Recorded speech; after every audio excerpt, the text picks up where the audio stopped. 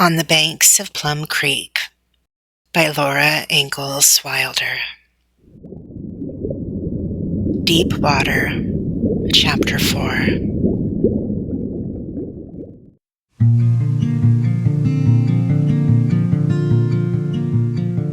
In the dugout, Laura and Mary took off all their clothes, and over their bare skins they put on old patched dresses. Ma tied on her sunbonnet. Pa took Carrie on his arm, and they all set out. They went past the cattle path and the rushes, past the willow valley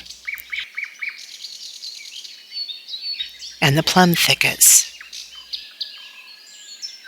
They went down a steep, grassy bank and then across a level place where the grass was tall and coarse. They passed a high, almost straight-up wall of earth where no grass grew. "What is that, Pa?" Laura asked. Pa said, "That is a tableland, Laura." He pushed on through the thick, tall grass, making a path for Ma and Mary and Laura. Suddenly they came out of the high grass, and the creek was there.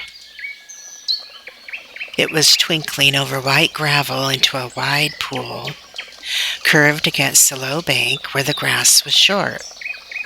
Tall willows stood up on the other side of the pool.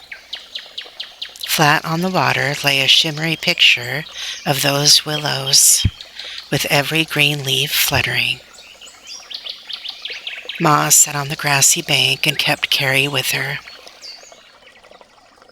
while Laura and Mary waded into the pool. "Stay near the edge, girls," Ma told them. "Don't go in where it's deep." The water came up under their skirts and made them float. Then the calico got wet and stuck to their legs. Laura went in deeper and deeper. The water came up and up, almost to her waist. She squatted down and it came to her chin. Everything was watery, cool, and unsteady. Laura felt very light. Her feet were so light that they almost lifted off the creek bottom. She hopped and splashed with her arms. "Oh, Laura, don't!" Mary cried. "Don't go in any farther, Laura," said Ma. Laura kept on splashing. One big splash lifted both feet. Her feet came up, her arms did as they pleased. Her head went under the water. She was scared. There was nothing to hold on to, nothing solid anywhere. Then she was standing up, streaming water all over, but her feet were solid. Nobody had seen that. Mary was tucking up her skirts. Ma was playing with Carrie. Pa was out of sight among the willows. Laura walked as fast as she could in the water. She stepped down deeper and deeper. The water came up past her middle, up to her arms. Suddenly, deep down in the water, something grabbed her foot. The thing jerked, and down she went into the deep water. She couldn't breathe. She couldn't see. She grabbed and could not get a hold of anything. Water filled her ears and her eyes and her mouth. Then her head came out of the water, close to Pa's head. Pa was holding her. "Well, young lady," Pa said, "you went out too far. And how did you like it?" Laura could not speak. She had to breathe. "You heard Ma tell you to stay close to the bank," said Pa. "Why didn't you obey her? You deserved a ducking, and I ducked you. Next time you'll do as you're told." Yes, Pa," Laura sputtered. "Oh, Pa, please do it again." Pa said, Well, I'll... Then his great laughter rang among the willows. Why didn't you holler when I ducked you? He asked Laura. Weren't you scared? I was awful scared, Laura gasped. Please, do it again. Then she asked him, How did you get down there, Pa? Pa told her he had swum underwater from the willows. But they could not stay in the deep water. They must go near the bank and play with Mary.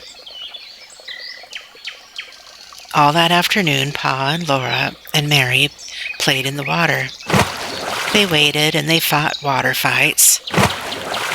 And whenever Laura or Mary went near the deep water, Pa ducked them. Mary was a good girl after one ducking, but Laura was ducked many times. Then it was almost chore time, and they had to go home.